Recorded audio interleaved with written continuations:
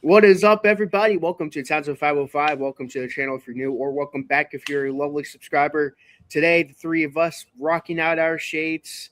Me with the Mets spring training hat, rocking his shades. So we're all technically rocking shades right now. Um, I'm ready for the spring mood. Got my Mets spring training hat. So excited for the spring. I'm so done with winter. I'm so done with snow. I'm done with winter. I I'm wanted to done with the Rolling Stones. Yes, that too. I'm done with the Rolling Stones. I'm ready to put this series to bed. And what better way to do it with a great guest, the Jason from old millennial from the great state of Kansas. Yep. Fun fact about him: he loves long and bluesy Bluesy song. songs. So this will be right up his alley.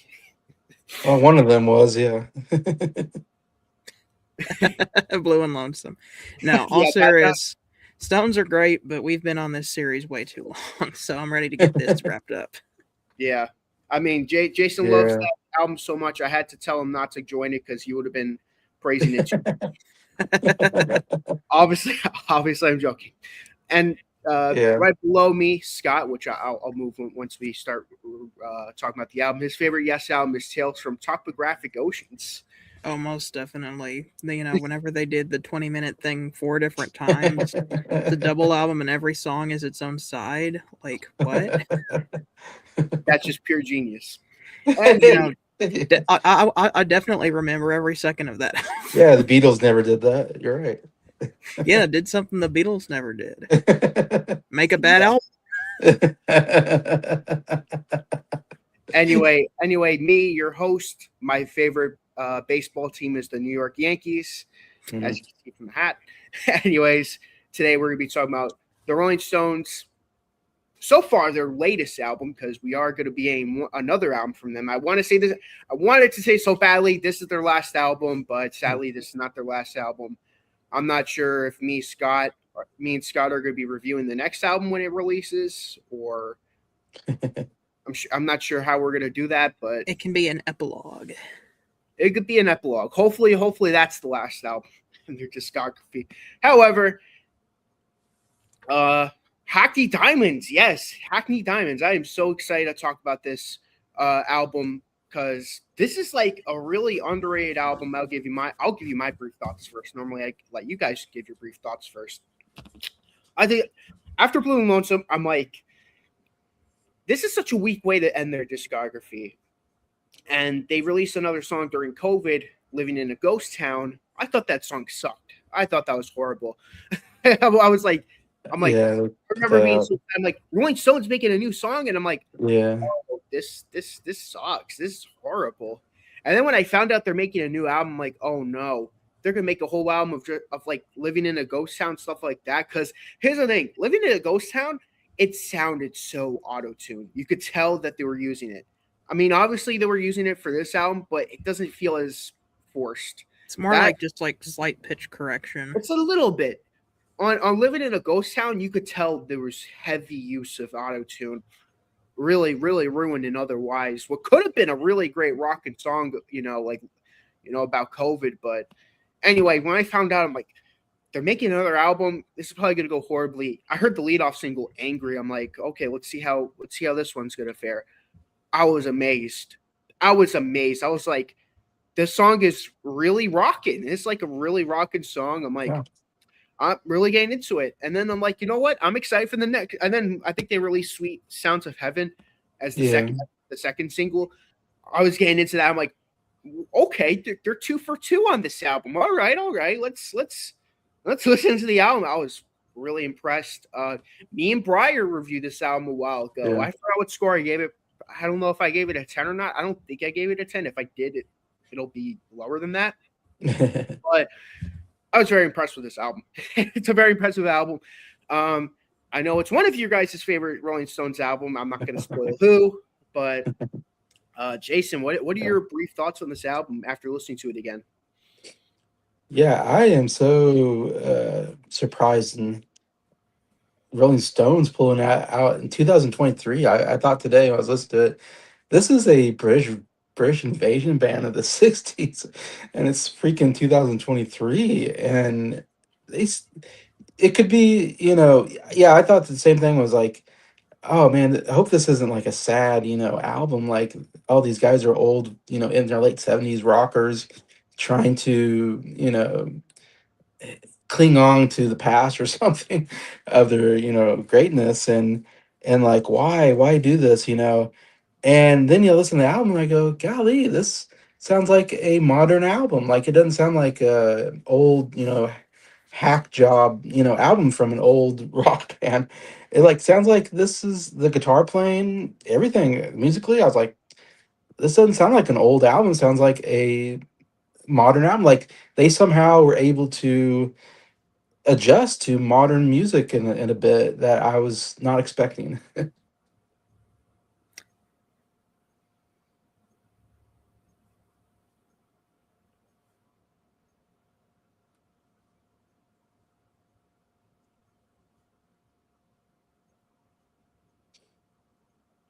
Oh, I'm next. Yeah. I was I like, was like, did we I freeze? already gave I my thought we break. froze. Yeah, me too. I was getting a little worried I was there. like, oh no, what do we do? Oh no, we're live. So the Stones have kind of been on autopilot since the 90s. And even then, like some of their stuff they put out in the 80s was just not very good. Like they kept going off and on between making an awesome album and then making a really bad album, and then they would have a comeback with a really awesome album, and then they'd make another bad album.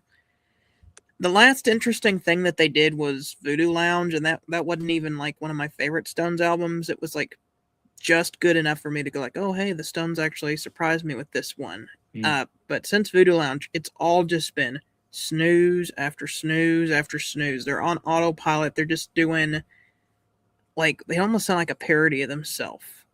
And sometimes it's so uninteresting. And then you got Blue and Lonesome, which was basically them trying to recapture their original sound, but without all the heart and soul of it, and they're old. So it's like all cover songs. I was like, what is this album? It's so boring. This album here, kind of a return to form here.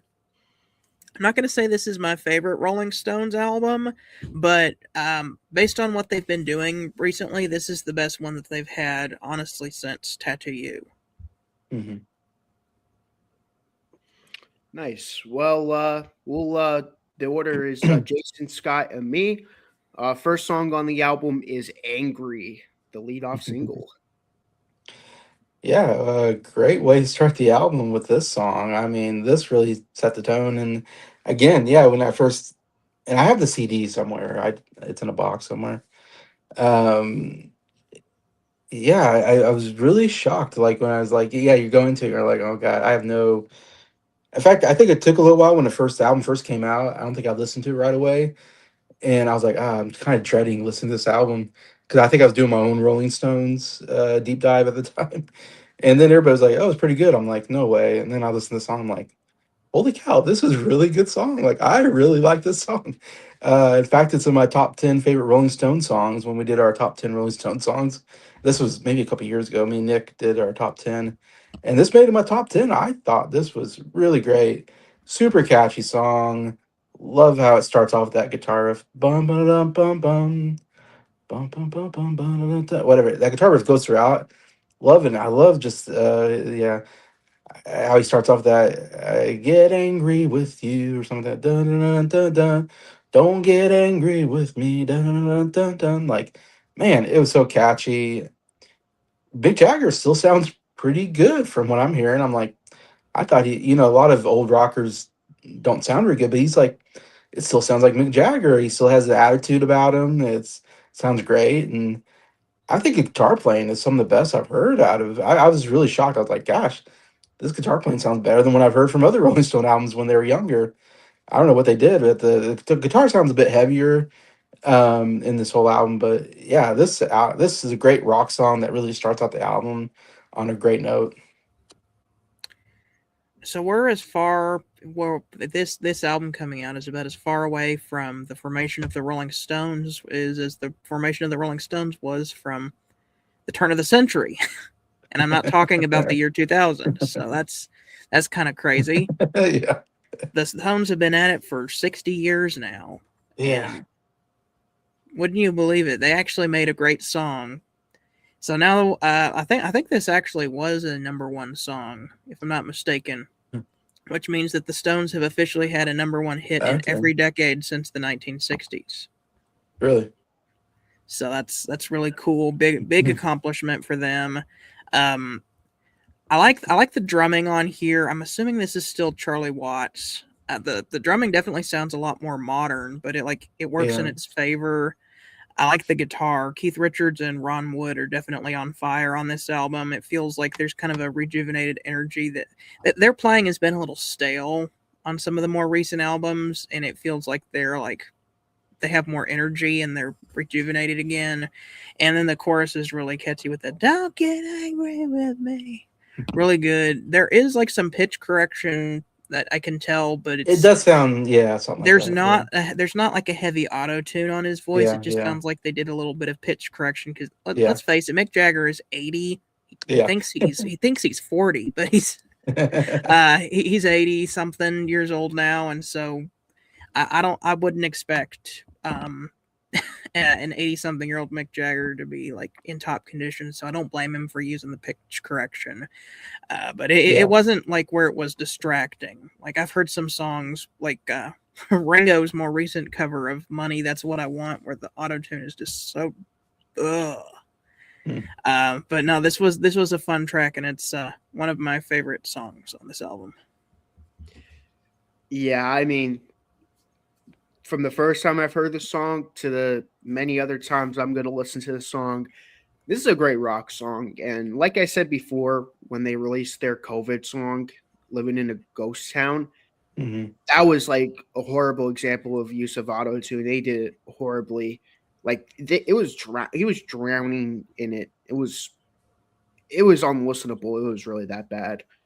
Um, this song, I'm like, it's a great rockin' song. Um, Charlie's not on angry. He's only on mess it up and live by the sword. Yeah. Oh, Because he died before they made the album, but they must have been working on it for a while. yeah. Well, I I know I was like I forgot. Did he pass away before or after the album? I know he kind of knew his time was close, and so like he went into the studio and just laid down some grooves, and he was like, Yeah. "If you guys Yeah. want to turn this groove into a song, like you can use my parts." Yeah. Well, yeah, this is an awesome song. Um, it's a catchy rocking song too. Don't get angry with me. It's Yeah. like I'm like this sounds like something that they would do in their 40s or 50s. Yeah. Like Yeah. it's like it sounds like a song like from the tattoo era, like kind of like that, like just like rocking and Hmm. cool. This is how you do late period Rolling Stones, not like Blue and Lonesome, Bigger Bang, Yeah. which is Babylon. Yeah. Scott said it perfectly. They're like they're a shell of themselves, pretty much a shell of themselves. Like they're a parody of what they used to be, which is sad because it's because they're like one of my favorite bands. But to have a song like this, I'm like, this proves that they can make a really great late period Stones song. They just gotta do it. They have to put the effort in, and I think they did the effort really well on this song. Now we get to the next song, "Get Close." Yeah, I thought this was another really good song. Like after "Angry," I thought, okay, maybe this is the only good song on the album. And then the second song, I'm like, oh no, no, there's still got another good song here. I think when I listen to the album, I'm just waiting for like the bottom to fall and be like, okay, here comes the bad songs. But I'm like, each song, I'm like, okay, they still got some really good stuff here. I haven't lost anything. I really love the guitar intro and drums. I call it intro, but how the song begins, that's probably my favorite part of the song.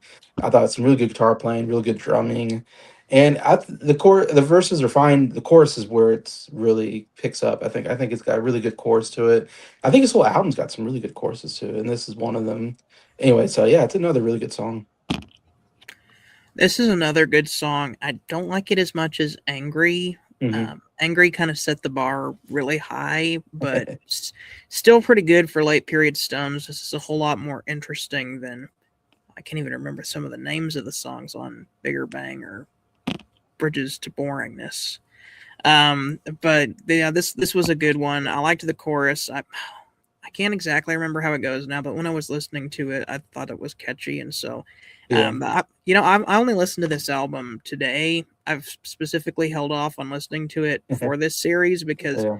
we started this series back in 2023, and so I said I'm not going to listen to Hackney Diamonds until we do the review, and I held up my end of the bargain, Finally, but 2026. I had to wait 3 years to hear it. Hey, worth the wait, but yeah, pretty good song. I need to listen to it a few more times for it to kind of click, but it's a good one. Yeah, I think this song is awesome. It kind of has like a.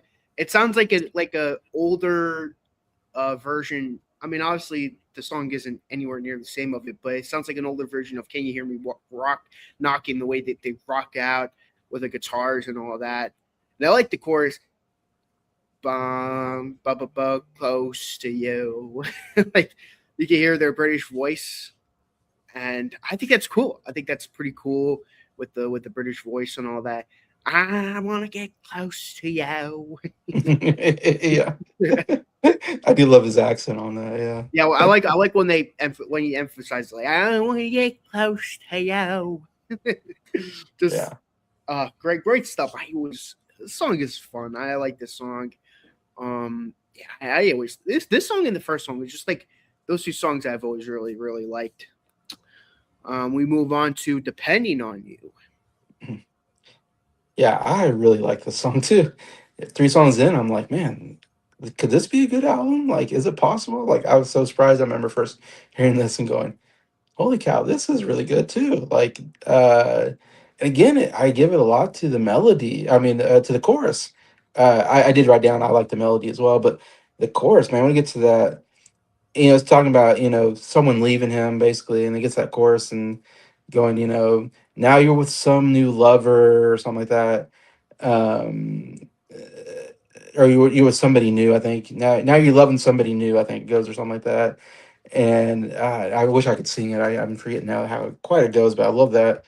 The chorus is so good, uh, and I just like the overall like kind of uh, lyrically how the song is about. You're kind of got it's like you're with this person and you're expecting to be with them, and then all of a sudden they leave you for somebody else, and it's like, gosh, I had all these plans, I was depending on you, and that's how that kind of chorus ends with him repeating that, I was depending on you. uh anyway, so I kind of like the overall lyrically of the song, and again, that chorus is so good. Definitely one of those choruses I was singing to when I was listening to the album.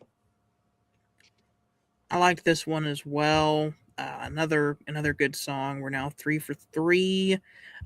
Good chorus on this one. This one kind of dials it back a little bit, a little more of a ballad, and I Yeah. think that that Yeah. works in its favor. It's not like a boring one.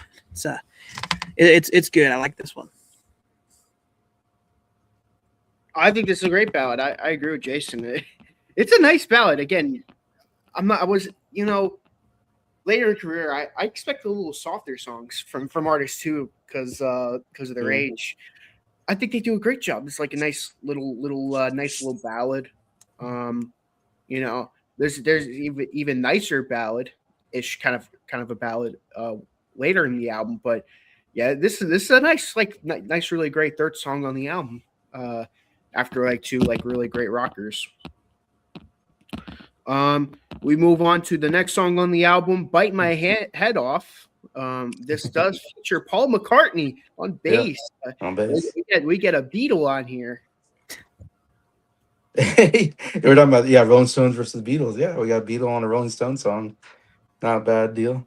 Um, yeah, I was gonna mention that. Depending on you, yeah, it was definitely not as rocking as the first two numbers, and which I liked a lot. And then you get to Bite My Head Off, and we go back to rocking. It's like you got to kind of this nice slower song, and then we go right back to rocking. And I think the song really rocks. I thought it was a really nice rocking.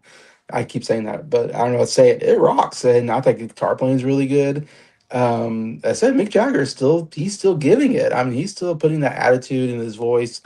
He still is what obviously makes the Rolling Stones uh, signature sound, and it's not as good as the last three songs and some of the other songs on this album, but I still thought it was good. This is probably the most rocking number on this Yeah. album. The bass is definitely the highlight. In fact, there's even a part where there's a little bit of a bass Yeah. solo, and it's cool that it's Paul McCartney. Yeah, this is kind of just the big rocker on the album. Not my like absolute favorite, but it is one of the better songs here on the album. I like the bass on this. I'll say that. It's a great rocking song. It's not like one of my favorites on the. It's an honorable mention as to being one of my favorites, but it's not like a song that'll make my top five. But it's pretty good. I liked it. Then we move on to track number five on the album, "Whole Wide World." Man, 5 songs in, I thought this was a really great song. One of my favorite on the album. And again, I was like waiting for a bad song to hit, and I'm like, holy cow, 5 songs in, this might be a good album. like I remember listening to this first time and just being like so surprised. Again, I love this chorus. It's so freaking good when it gets to that. When the whole world's against you. Bum bum bum bum bum bum. Like, oh my gosh, that's such a catchy chorus. I was singing along as I was listening to it today. I was like, just like an hour ago, I was listening to this album, and I think I heard the song twice because I just liked it so much. And I was like, gosh, I just love that chorus when it gets to that. And I don't know, the chorus is all about the world's against you and all this stuff, and but life has just begun or something. I don't know. I wasn't sure what's getting out, except that it seemed like it was somewhat a negative song about the world being against you and all this. So I still liked all that, and I thought the guitar solo was really good. Like probably my favorite guitar solo on the whole album. I'm like, I don't know if this is Keith Richards who's doing this, but I'm like, this is better than just about anything I've heard from them. Even in the old Rolling Stones, I don't remember them putting out a guitar solo that was this good. Like Mick Jagger obviously was always good at writing good guitar riffs. I mean, you can name all the great, catchy guitar riffs throughout the years. But I guess I'm for me again, I'm the least big Rolling Stone fans out of three of us. So like to me, I'm like, man, I don't remember a really great guitar solo though out of Keith Richards. And maybe there is, and I'm just not thinking of it. He's But not this really was he's not really known for the that's what I guitar thought. solos. Okay. More as just like his he has a famous quote where he says, "Guitar solos come and go, but everyone remembers a good riff." That's what I think. Keith Richards is mostly known for those really catchy riffs that are very iconic. But this guitar solo, maybe my favorite guitar solo I've heard from them, which I'm like shocked. Like here we are, 2023, and this is the best guitar solo I've heard. Like wow, like I didn't know they had it in them, and they did. So great song, one of my favorites. Here's where I feel like the album loses a little bit of steam. There's nothing like bad or uninteresting on this album, but I don't feel this one is as good as like the first four songs. Still pretty good, and this is the first song where I can, honestly, in their discography, where I can tell Mick Jagger is British. Oh Like yeah, yeah. leading up to all of it, he puts on just a like, he doesn't really sing with an accent very much. I think he's like leaning into the accent on this song because he's trying to Uh-huh. sound like, I think it was for like effect on the song, but he's like over the top singing in a British accent on this Yeah. voice. Still pretty good, but not one of my like favorites here on the album. I'm kind of with Scott. This is like one of my least favorites on the album. It's fine. It's not terrible. It's kind of like by the numbers. It's kind of by the numbers where it's like kind of sounding like something that would be on a bigger bang. Not Mm. as bad as some of the songs, but it's just kind of like it's okay. It's decent. It's there. But we go to the next song, "Dreamy Skies." Yeah, this is to be where it's. I wouldn't say it's. I mean, I'm doesn't get bad or anything, but definitely the first 5 songs I thought were really good. I thought it was a really good start to this album. I think there's a little bit of a boring middle part of this album, and this kind of where it starts. Where Dream Skies was a little boring for me. It's a little too slow, maybe or something. and it's not the worst thing in the world. I still give it like a decent like score, like a 3 out of 5 on my list. But still, I was like, not as good as the last five, but definitely not the worst on this album. Yeah, this one's kind of boring, not very interesting. It was a slower song, but it didn't really like do anything to hold your attention. It's kind of Mhm. just there. I like this song. I, I don't know if it's because I like when they do country music, but they kind of go into their country influence that they've kind of got into a little bit throughout their discography. I like it. I mean, I Okay. don't know. I maybe Jacob would like this song. I'm not sure if he would like it or not, but I like kind of like the twanginess to it. I don't know how to describe it, but I enjoy the song. I think it's really good. Um, we get to the second half. We start off the second half with "Mess It Up." Yeah, it's another song I thought was just okay. I don't really have much to say. It didn't have a super catchy chorus to it or memorable melody to it or anything that really brings me back to it. But it wasn't bad. It was just like, again, like you said, like run the numbers. I guess I feel like this song is like, yeah, it's just okay. Nothing special, but not bad. It's just right in the middle, I guess. I actually kind of like this one. Like it's not one of my favorites on the album, but I thought it was solid. I personally liked it. I thought it had a nice melody to it. I thought the jam. I thought it had a nice rock groove to it. In my opinion, I personally really enjoyed it. Um, Probably not a top five for me, but I personally had a kick out of it. Uh, we're gonna continue off with "Live by the Sword." So that's one of the songs that Charlie Watts drums on. Yeah. Yeah, man, I didn't like the song. It's actually one of my least favorite, maybe my second least favorite song. I call it noisy. It's just very noisy, which to me means it just didn't have any kind of a melody really to it or a catchiness to it. It was just loud noise that didn't go anywhere for me. So I actually kind of liked this one, and yes, the drumming by Charlie Watts is very good here. Um, yeah, I thought this one was kind of a vibe. I agree with Scott. I like the vibe of this one. It has like a cool feel to it that I really enjoy. Yeah, I really for me I really got into this song. I'm glad this I'm glad this is one of the songs that Charlie Watts drummed on because it's a shame he of course passed away. Rest in peace. But yeah, really great song. That again really it's a song that I really get into. Um, "Mess It Up" is my favorite song on the album. It's a oh pretty good. really? I Okay. liked it. Interesting. Okay. Uh, "Live by the Sword" is also the return of Bill Wyman. Yeah, Hey, Bill Wyman, okay, yeah. So we pretty much get the pretty the much getting classic Stones Yeah, yeah classic Rolling one, Stone shtick. I minus Mick get Taylor, but and Brian yeah of Jones, course. yeah. Mm. Oh yeah, because passed one of them passed away of course. Yeah, this is one of my favorites on the album. "Driving Me Too Hard" is the next song on the album. I really like the song. It's funny, like after a whole wide roll, there's like three songs where I'm like, not as good. And then Drive Me Hard, man, back to man, this is one of my favorite on the album. Again, love the guitar playing. I think it's so good. I think a great melody as well. And there's a little bit of a backing vocals to it that I really liked on this song.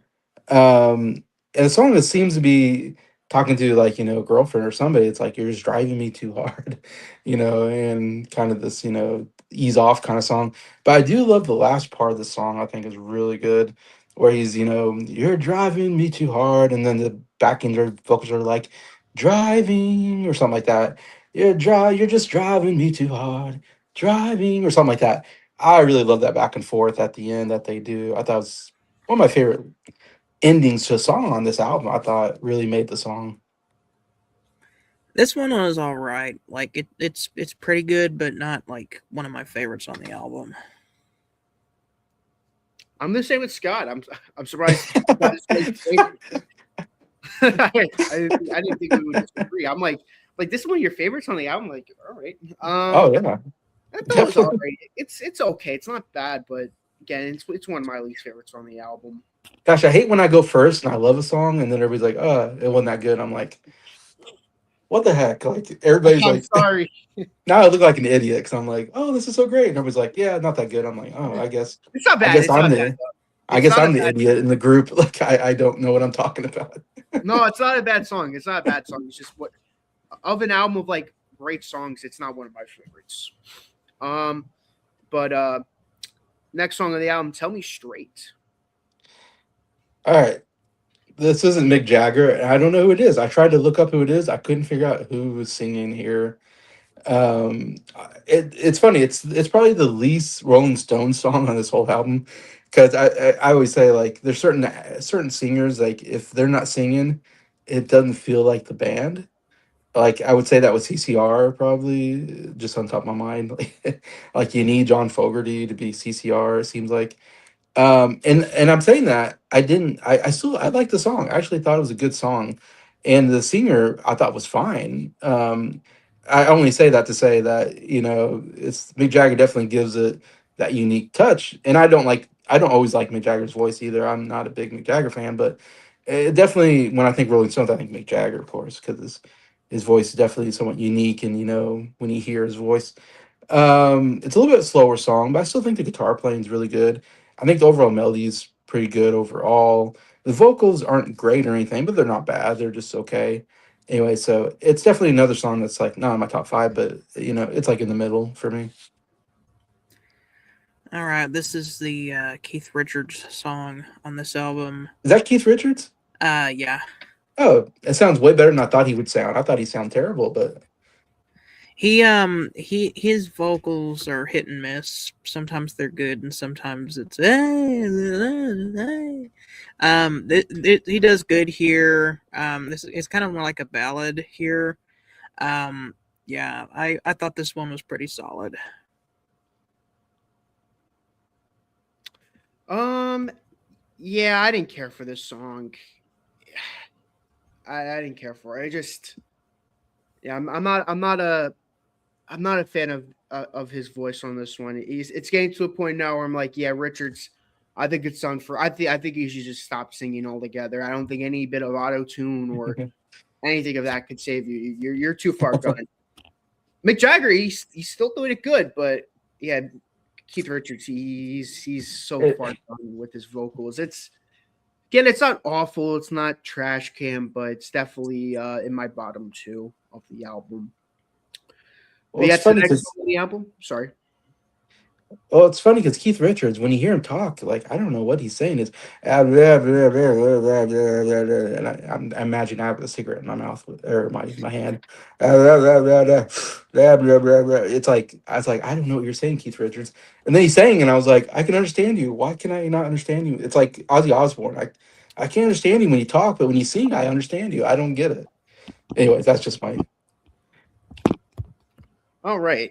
Next song of the album, we get a duo with Lady Gaga, "Sweet Sounds of Heaven." Um, this is the longest song on the album. It's like 7 minutes. It's a bit too long for me. It's a little bit boring, especially the beginning part. I think it picks up a lot when Lady Gaga sings because she can really sing.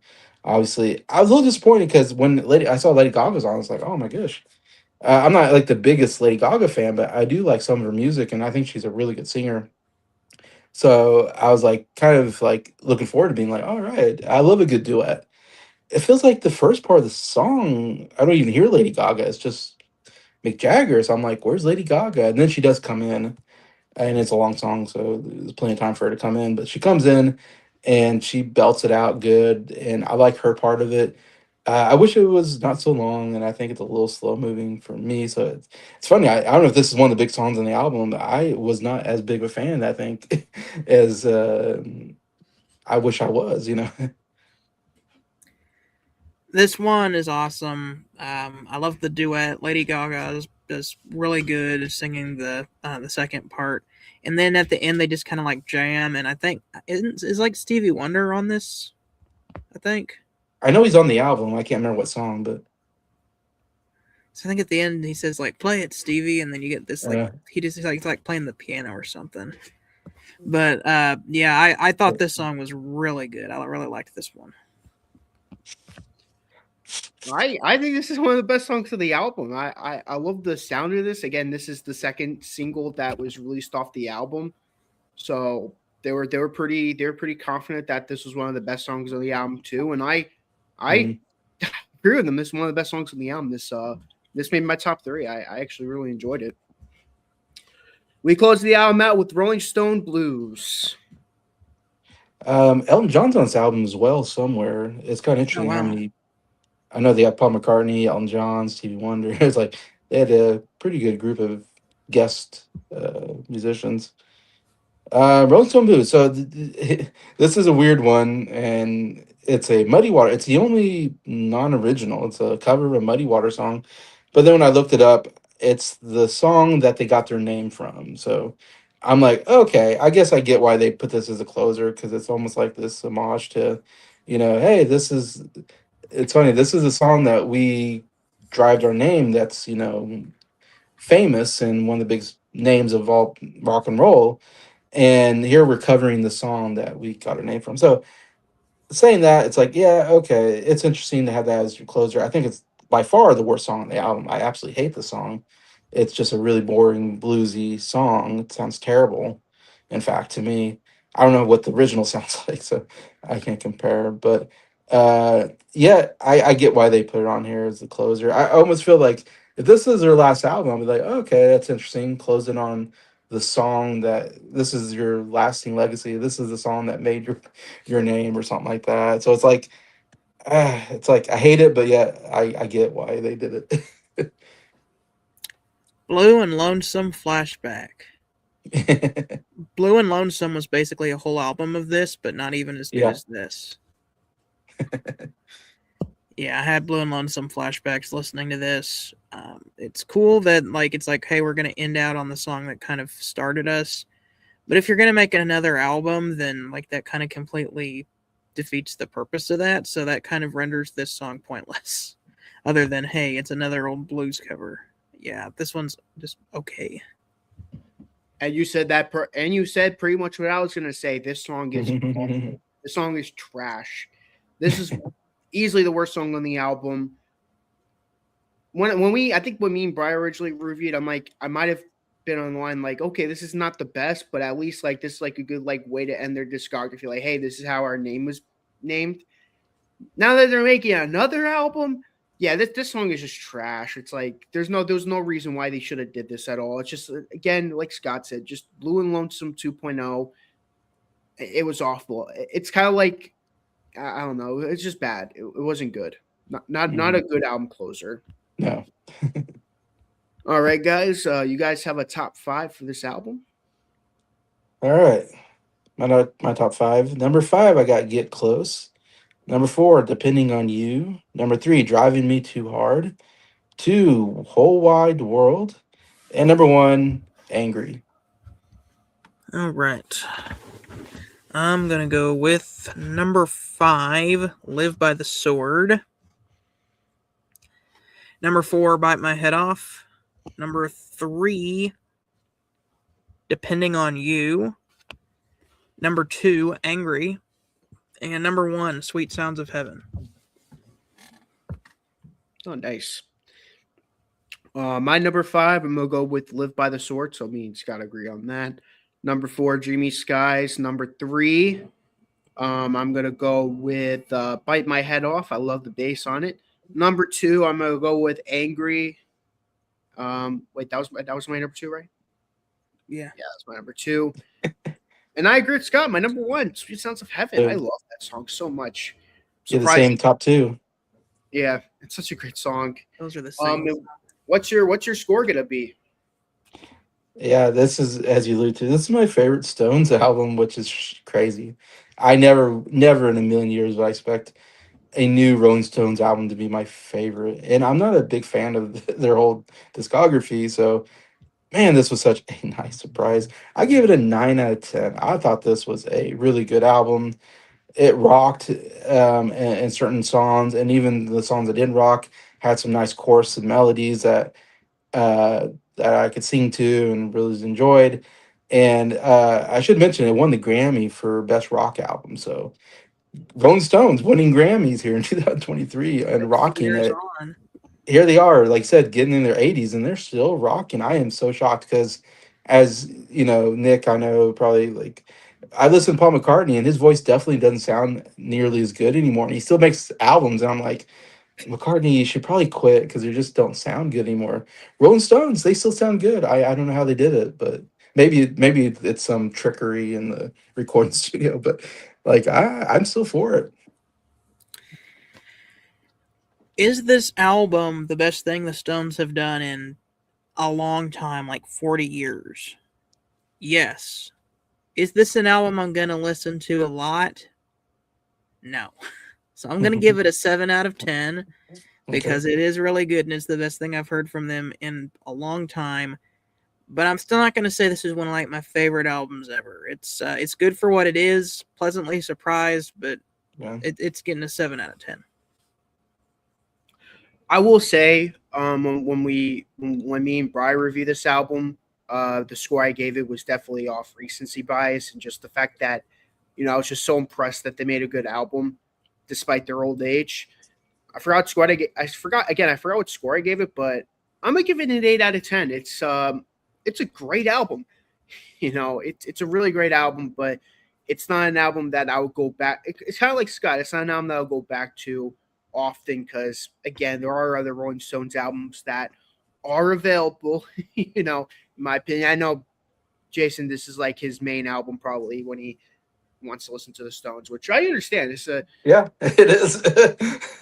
It's a great it's the album. only it's the only album I have. I have it on CD. It's the only Rolling Stones album I have. It's a great album. I'm not saying it's a bad album to have as your favorite, but it's a really good album. Just not an album that I would go back to personally. Scott, I'll let you give your top 10 songs and then give your ranking, and then I'll give my ranking, and we'll close out for the series. All right. Well, I also want to give. I want to start giving whenever we complete an artist. I want to give them not a score, a grade. Okay. Like A plus, A, B. We'll just go A, B, C, D, or F tier. Okay. So this is my top 10 Rolling Stones songs as of today, because they have lots of good songs. This is the list I've prepared for today. Just a little bit of a heads up, but don't expect anything unusual on this list. Mm-hmm. This is going to be pretty standard, but it's the Stones, so I gotta pay homage to the classics. I might have some though that are like, oh, that's a big one, but it's not one of the really big ones. This is my list. I'm just gonna talk about the 10 ones I really enjoy, especially ones that I feel like I go back to a lot. Number 10, I'm gonna go with "Tumbling Dice." That song is awesome, and I love the kind of gospel influence on that song.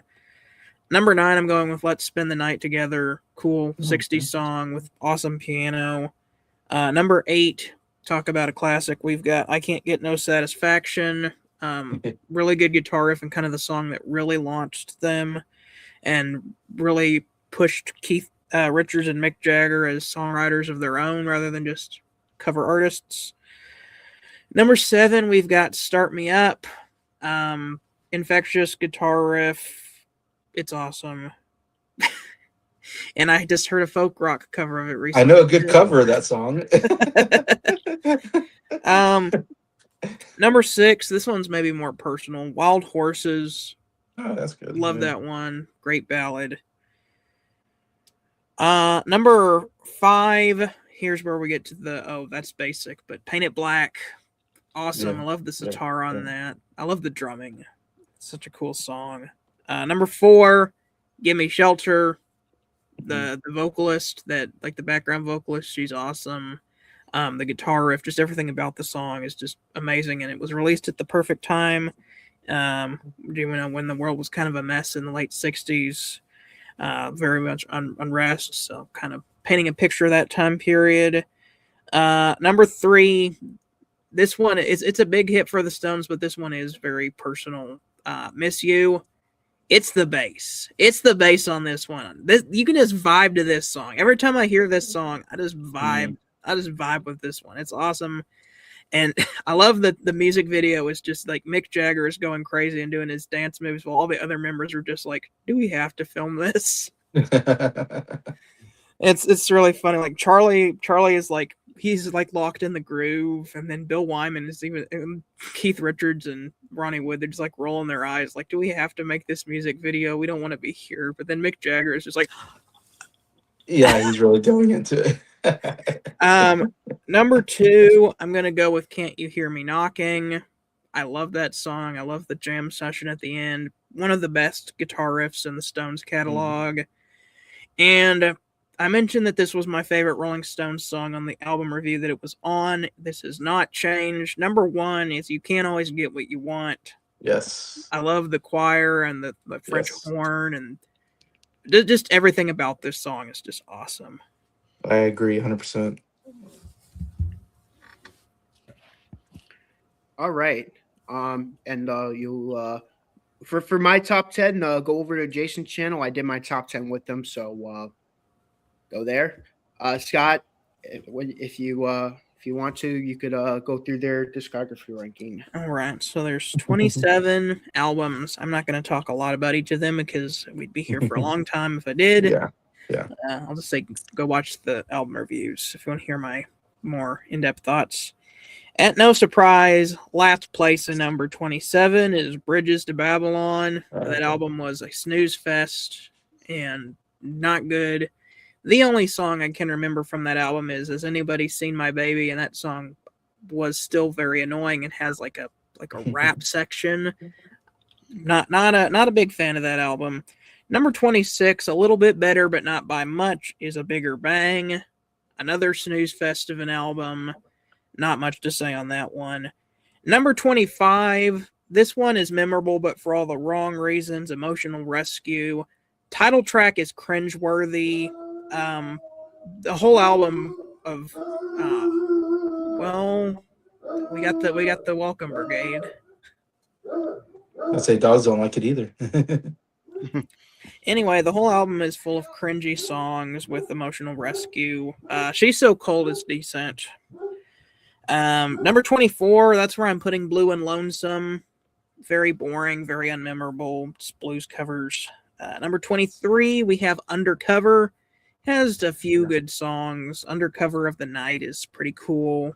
Interesting music video on that one. "Too Much Blood" is good, but only just in the fact that it's an oddity. It's like, what the heck is this? Like it's just more like, I can't believe the Stones did this, rather than is actually a good song. It's more of a curiosity, but the rest of the album sucks. Not much better. 22, we have "Dirty Work." "One Hit to the Body" is awesome. The rest of the album is just there. Number 21, here's where we're putting the album affectionately known as "Cosmic Christmas" in our friend group. It does have some good stuff. It's got 2000 Man. It's got "She's a Rainbow." This album is just a little bit of a misstep for the Rolling Stones. I don't think the Stones do psychedelic very well, at least in this sense. Like, they can do like trippy stuff like the sitar on "Paint It Black," but like when they go full out, we're on drugs, like it doesn't really work. Number 20, we have "Black and Blue." This album I've kind of warmed up to a little bit, but it's still not one of my favorites. "Memory Motel" and "Fool to Cry" are great, but rest of the album, "Hot Stuff" is funny. Just go check out "Hot Stuff." The song it's stupid. Number 19, I have "Steel Wheels." It's pretty solid. I don't remember a whole lot of it, but it didn't make me upset, so it's going to be out there. Number 18 is where we have England's Newest Hitmakers, aka the Rolling Stones' self-titled debut. It's decent. It's like the blues covers, but done right because they're young and they're starting out, not when they're old and they're over that. And there's like a couple of original songs that are pretty good. Tell Me is probably the best song on here. Number 17, and here's where we're gonna have a streak of early albums. We have 12 by 5. Time Is on My Side is awesome. There's some pretty good stuff on here, but also kind of some more boring stuff. Number 16, similar vein, the Rolling Stones Now. I actually do like their cover of Under the Boardwalk. What's the name of this song? Heart of Stone. Yeah, Heart of Stone. That's a great song too. Down the Road a Piece. It's All Over Now. Yeah, this is definitely better than the first two albums. Number 15, we got Voodoo Lounge. It's up this high just because I thought that it was better than the other albums they had put out, and there was some actually pretty decent stuff on here. The second to last track with Keith Richards that was kind of epic sounding. I liked that one. Number 14, we have December's Children. This song, or this one has Get Off of My Cloud and As Tears Go By. I like those songs. The rest of the album is okay. I mean, like Blue Turns to Gray and I'm Free. Those are good songs too. But being the follow-up to Out of Our Heads, like they had some big shoes to fill and they didn't quite fill it on this album. Number 13, here's where I have Hackney Diamonds. Right. Watch our review. Number 12, I've got Flowers. Yeah, that's good. Kind of a mishmash of oddities and stuff that wasn't put on an album. Sitting on a Fence is amazing. Backstreet Girl, that was great. Mother's Little Helper, Out of Time. And then you get Let's Spend the Night Together and Ruby Tuesday again, which great songs, but there was some other stuff that wasn't on an album already they could have used. But for what it is, it's a pretty good album. And then Have You Seen Your Mother, Baby? Standing in the Shadow is so weird, but it's fun. 11, we get Goathead Soup. Star sucks, but the rest of the album is awesome. That's my favorite song on the album is Do Do Do Do Do. I like that one. Kind of got a cool vibe to it. Number 10, It's Only Rock and Roll, but I like it. Title song's awesome. Fingerprint File, that's great. Oh, I can't believe I didn't talk about Angie on Goathead Soup. That's one of my favorite songs on that one. Yeah. I don't know why that wasn't in my top 10, but that's pretty close. That's a good song. Number 9. We're in my top 10 now. Number 9, Tattoo You. Start Me Up, really good. Waiting on a Friend, great stuff. Number 8, Out of Our Heads. This is kind of the first really good Stones album. Satisfaction, Last Time, Play with Fire, Under Assistant, West Coast Promotional Man. Even some of the covers are really good, like Hitchhike, Have Mercy, That's How Strong My Love Is, Cry to Me. Like all the covers on this album are really strong. It makes for a good album listening experience, other than the stupid All Right song. I don't know why that's on there. Number 7, we have Some Girls, one of many comeback albums for the Stones. We already talked about how much I like Miss You, but there's some other good stuff on here. Beast of Burden is awesome. Shattered, Faraway Eyes, Respectable. I like their cover of Ain't Too Proud to Beg. Oh no, not Ain't Too Proud to Beg's on another album. It's Only Rock and Roll. It's another Temptations song. What's the name of the song? Just My Imagination. Yeah, Just My Imagination Running Away with Me. Yeah, it's a good cover of that one. Number 6, here's where we got Beggar's Banquet. Classic Stones album. Sympathy for the Devil and Street Fighting Man. 2 big great hits on here. Some underrated stuff as well, like Street Fighting Man. Sorry. I was just talking about Street Fighter Man. What I meant to say was Jigsaw Puzzle. Yeah. Jigsaw Puzzle. I've got too many of the songs on the album running through my head. Jigsaw Puzzle, Salt of the Earth, even like Dear Doctor is kind of a funny song. I like the kind of country vibe to it, and I think I do still hold to the fact that I think No Expectations is probably my favorite song on that album. It's a good one. Number 5. This is kind of a more personal one, Between the Buttons. It's fun. It's very different than any other Rolling Stones album. This is probably the Stones' most poppy album, but like in a good way. There's like whimsical musical theater stuff on here and show tune type stuff. It's really weird, but this is Brian Wilson's favorite Stones album, and I can see why. It's fun. It's just a fun album. I like the honky tonk piano sound that you can hear throughout this album. And I already talked about Let's Spend the Night Together, but I'll just go ahead and shout this one out. Ruby Tuesday is awesome.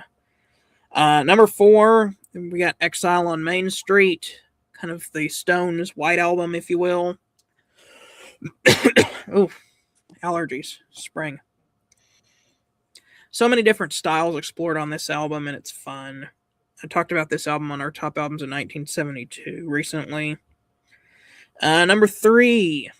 This was my number 1 at one point, but here's where we got Aftermath. Every song on this album is awesome. I already talked about Paint It Black. Stupid Girl, Lady Jane. Under My Thumb. Man, why wasn't Under the Thumb on my top 10? They have too many good songs. Too many good songs. And then Going Home is kind of a cool jam track. Flight Number 505. High and Dry. Yeah. It's a great album. Haven't listened to it in a while. I'll probably need to give it another listen. Number 2, Sticky Fingers. Mm-hmm. This is probably the Stones' most rockin' album, and it's really cool.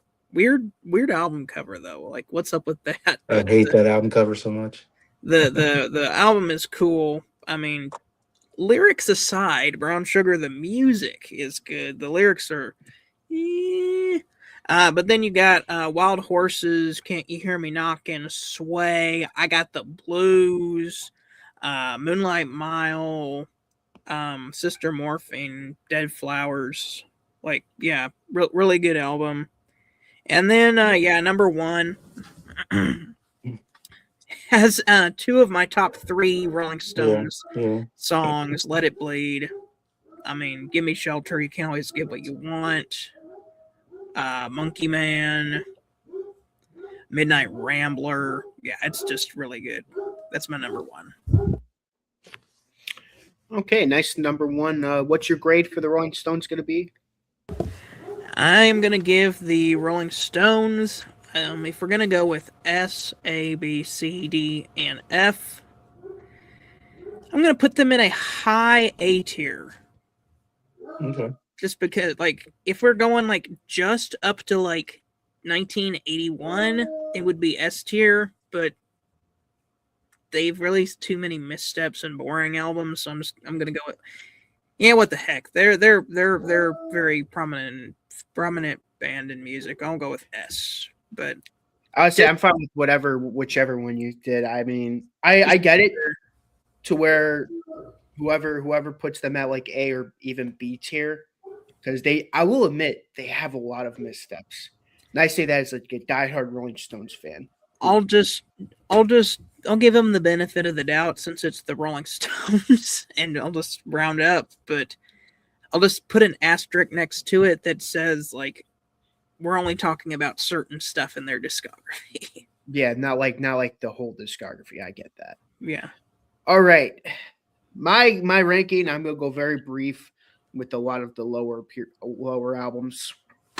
Number 27, Blue and Lonesome. Blue, as Jason would say, too long, too bluesy. Number 26, Bigger Bang. I hated this album. Number 25, Bridges to Babylon. I also hated this album. That goes with my bottom. That I knew what my bottom 3 were going to be. Those 3 albums were just horrible. Number 24, Dirty Work. One Hit to the Body, amazing.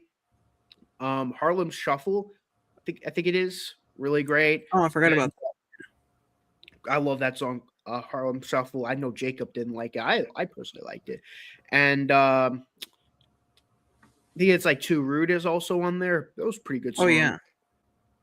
23, England's newest hit makers, or as we famously call it, England's newest cover band.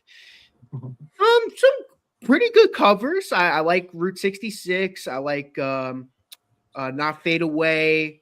Carol. I love the version of Carol, and of course the original. Tell Me. Tell me I'm gonna back to me. Oh, I love that song.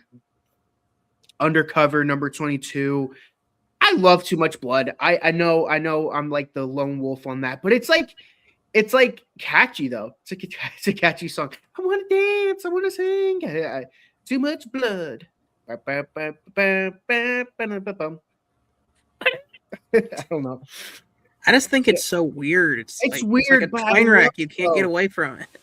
It's weird, but it's like you don't just like probably the weirdest.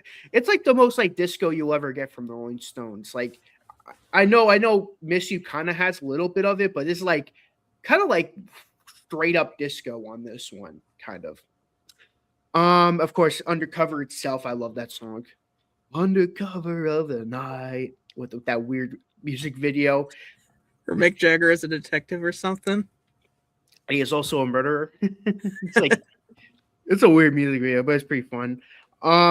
Number 21, Black and Blue. Yeah, there's some songs that I should hate. I should hate this whole album. Well, not the whole album, but there's some songs I should hate, like Hot Stuff. That song, I should hate that song, but it's so stupid. Hot Stuff. I'm in the same camp. It's too goofy to hate.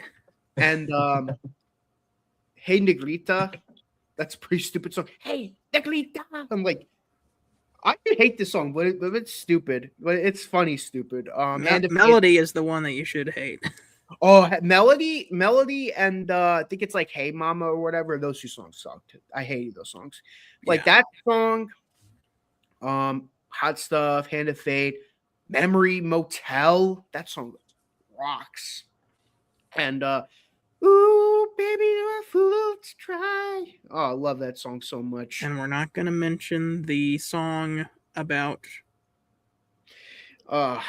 we're not going to talk about the Oreo song where they repeatedly go Oreo, Oreo, Oreo, Oreo. Just skip over that one. Ugh, that song sucks.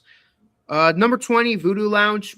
I don't really remember a whole lot right now. I think one of them's like about rainbows. That's a really good song, but it's been a while. I don't know why. I have it above Black and Blue because I do think it's a better overall album because there's not as much missteps as Black and Blue. Number 19, It's Only Rock and Roll. Yes, it has dropped significantly, but it's a really good album. I'd say this like around the 8 out of 10 range now with my albums. Of course, the title track, Ain't Too Proud to Beg. That song is awesome. I love Luxury. It's one of their few reggae songs that I actually think is awesome. I can't think of the songs right now, but Fingerprint File. Fingerprint File. That song is awesome. I love that song. Really great songs. 12 by 5, number 18. Again, time is on my side. And that song and Congratulations, both songs I really enjoy. Number 17, Steel Wheels. Great late comeback album for the Rolling Stones. As Scott would say, many comeback albums for them. This is one of them. Number 16, the Rolling Stones Now. Oh, I love Never Break, Never Break, Never Break. Bum, bum, bum, bum, bum. This heart of stone. That song, and another one of my favorite early Stone songs, Little Red Rooster. I love that song. I'm a little red rooster. It's not a song you take seriously, but it has like a cool bluesy feel to it that I really like. This is like bluesy Rolling Stones that I like. It's not boring. It's not dragging. It's good. Number 15, Hackney Diamonds. Again, like Scott said, watch this video. If you haven't watched this video already, watch it. We literally just reviewed this album. Number 14, I'm gonna go with Emotional Rescue. Now we're getting into 8.5 territory. Not quite the 10 I kept giving it. It's not that good. But there's some really great songs like Dance. I love Dance. That's a great song. I know one of them like Indian Sunset or whatever. I think it is. That song is awesome. I like Where the Boys All Go. That song is It's stupid, but I love it. Where the boys go? I know Scott's like, what? This song sucks. I love it. That's a contender for worst Rolling Stones song. Fair enough. Fair enough. I love the title track. It's stupid, and I really love Too Cold. That song is awesome. Then we go number 13 at December's Children and Everybody's. That's number that's I gave that a 9 out of 10. I'm gonna give that a 9 out of 10. Really great album before their peak period with Aftermath. There's still a couple of missteps. Like there's another live song on the album. I hate when they do that. I think it was Route 66. I'm like, okay, we literally have Route 66 on another album. Why are we doing it again? Terrible. But like songs like As Years Go By, that's one of my favorite like 60s Rolling Stones songs. It's so beautiful. Number 12, Goat's Head Soup. Now we're getting into this is a 9.5 out of 10. I want to give it the 10, but yeah, the last song kind of kills it for me as well. Really great stuff though. Dancing with Mr. D, do Heartbreaker, Angie, really great stuff. Number 11, Sticky Fingers, missing my top 10 for one reason and one reason only. Yeah, got to move. But it is a 10 though. I'm not gonna drop it for that song because Brown Sugar, Sway, Wild Horses, Can You Hear Me Knocking, Dead Flowers, some really high quality stuff on this album. Bitch, I love that song too. Mm-hmm. That song just prevents it from being number 10 though. Number 10 though, Out of Our Heads. Yes, Out of Our Heads.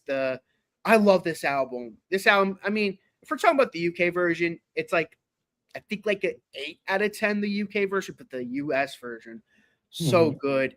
I love Last Time, Satisfaction. That song is awesome. Play with Fire. Those 3 songs make the album as great as it is. Everything else is great too, like Under Assistant Coastman. That might be my favorite on the album. But everything, those 3 songs though, the one that were on the US version, just makes the album like just great. Number 9, Flowers. I mean, I'm not a fan of repeating songs. If they had like all new stuff on this album, this would be like top 5 for me. It's like a really great kind of like mid 60s psychedelic album at times. Yeah, really great stuff. Sitting on a Fence, probably arguably one of my favorite Rolling Stones songs. It's so good. Number 8, their Satanic Majesty's Request.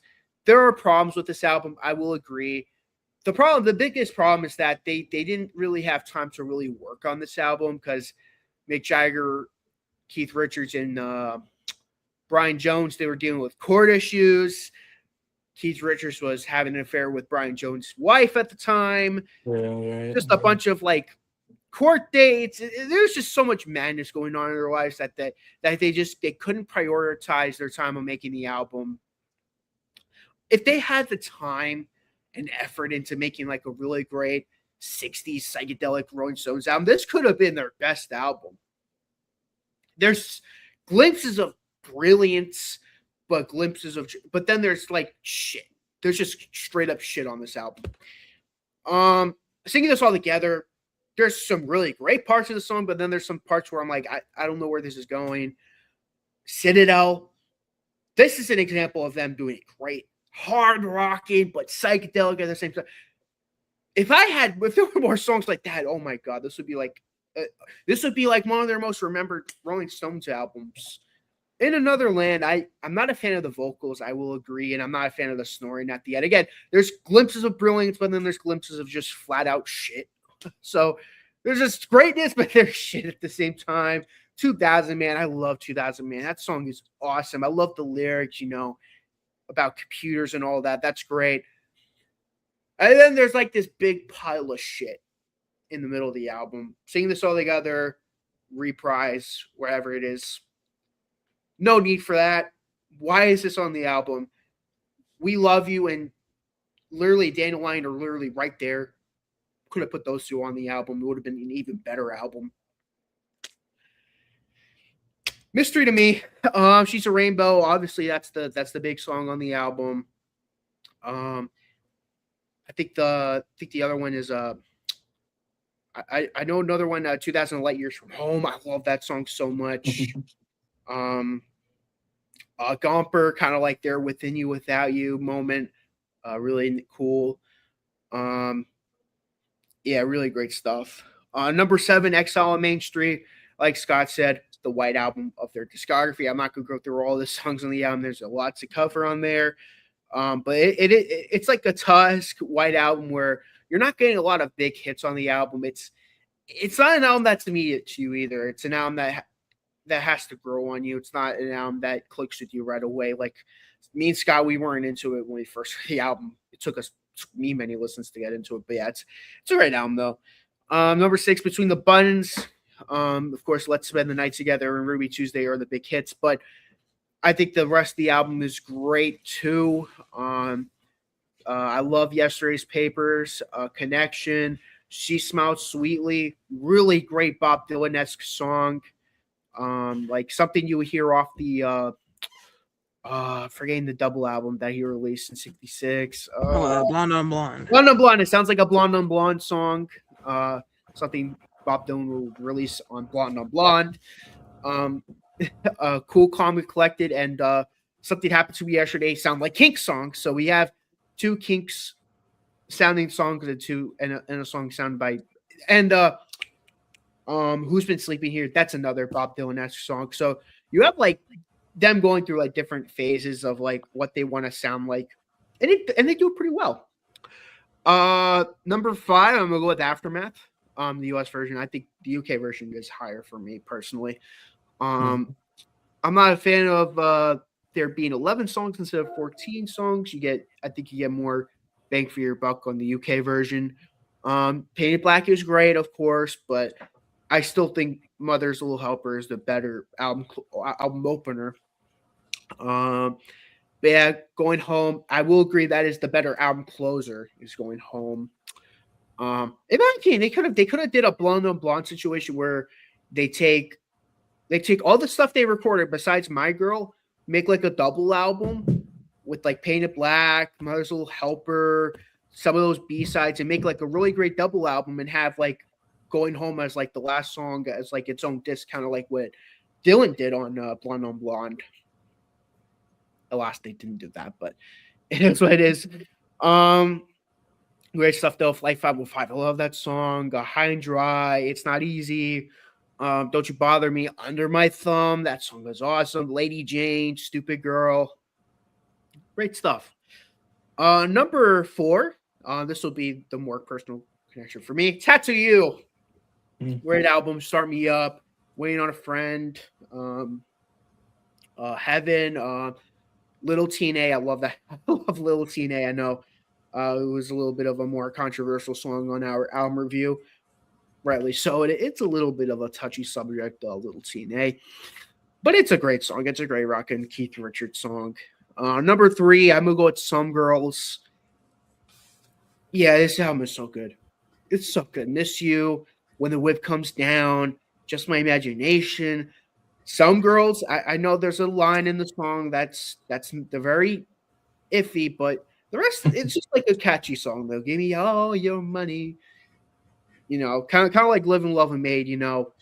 Very controversial song now, but they didn't know better. They didn't know better. I'll tell you right now, they would not release a song like this now. And I would bet $1 million on that. They would not.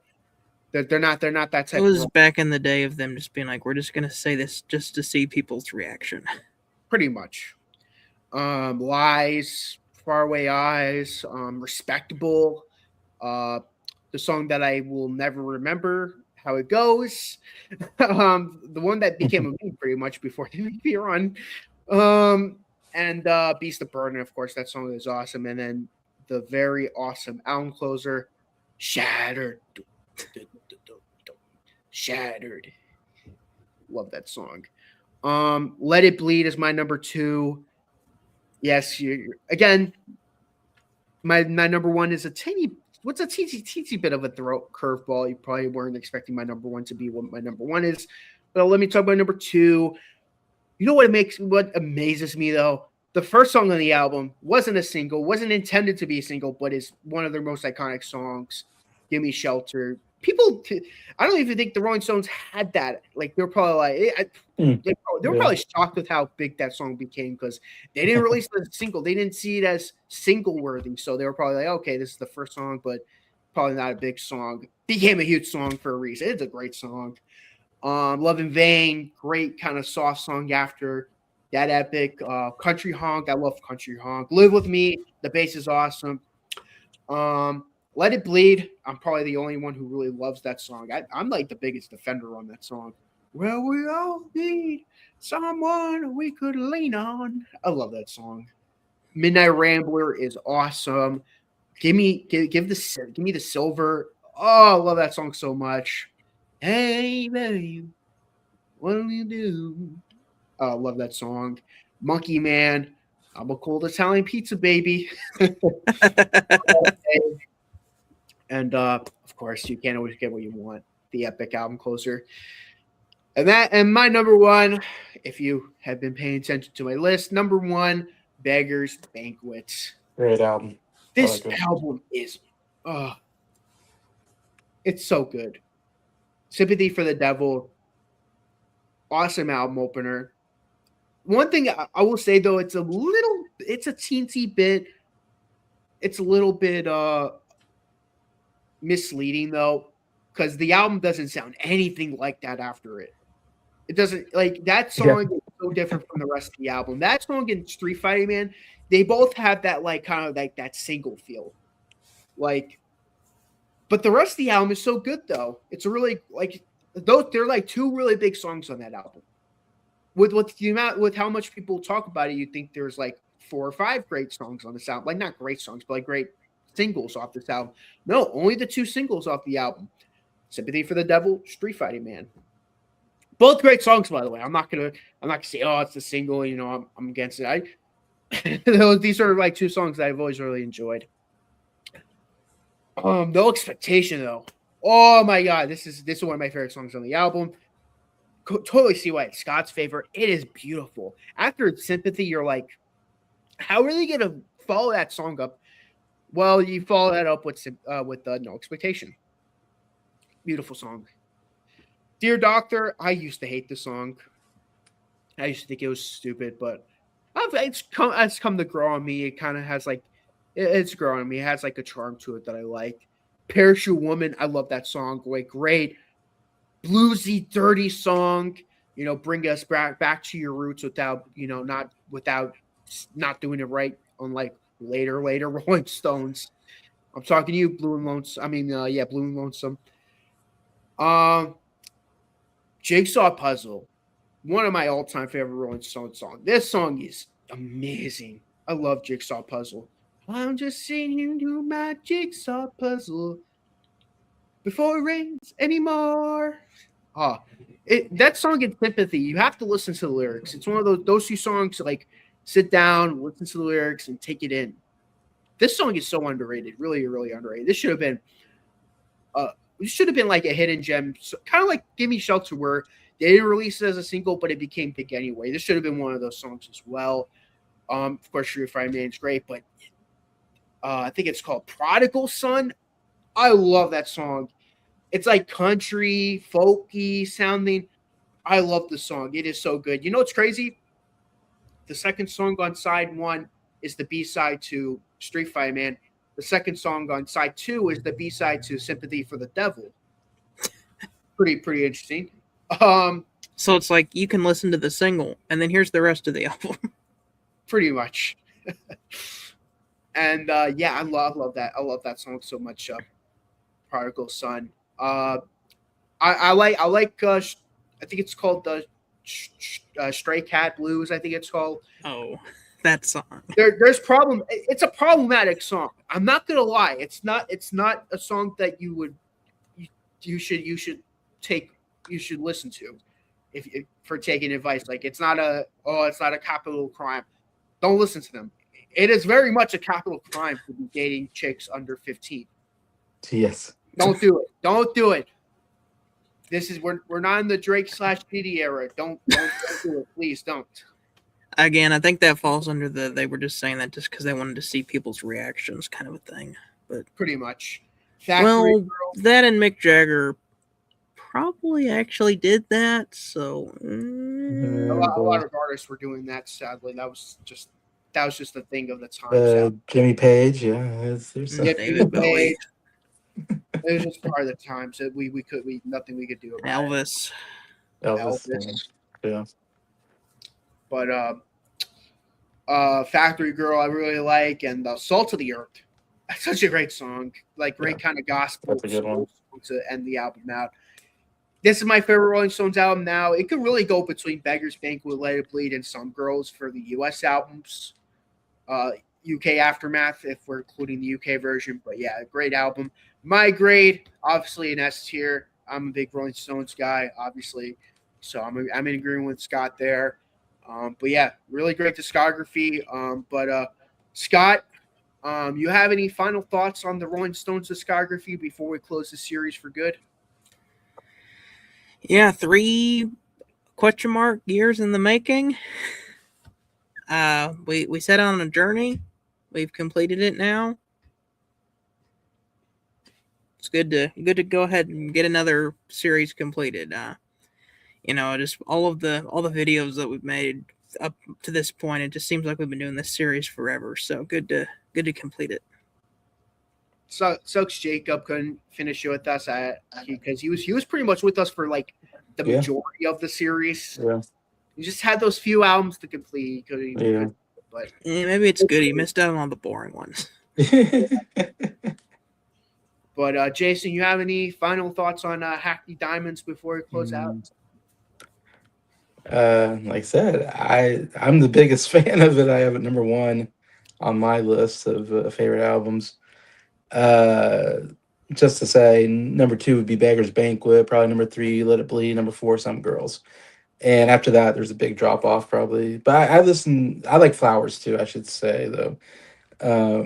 I did a whole thing on my channel. So if you go on my channel under playlist, under deep dives, I did deep dive Rolling Stones, and also under top 10 songs or something like that. I have my top 10 favorite songs of Rolling Stones. I'm not nearly as big of a fan as you two are. But they're obviously a very important band to rock and roll history, I would say. And so I'm glad I went through the albums and all that, and curious what they have next. Awesome. Well, I'm sure me and Scott will probably do a bonus review if they when they do eventually release the album. Hopefully, again, it's the last album, and we'll see where it takes us. But thank you guys so much for watching this video. Yeah, this is definitely the longest video because probably not the longest video because we've done pretty long Stones videos, but as of like the ones where it's kind of just me and Scott, yeah, this is probably the longest because we did the album ranking. But to those who have watched the replay, comment your ranking of the Rolling Stones albums and your top 5, your top 10, and your thoughts on Hackney Diamonds. Until then, thank you guys so much for watching this video, and I'll see you guys next time. So long.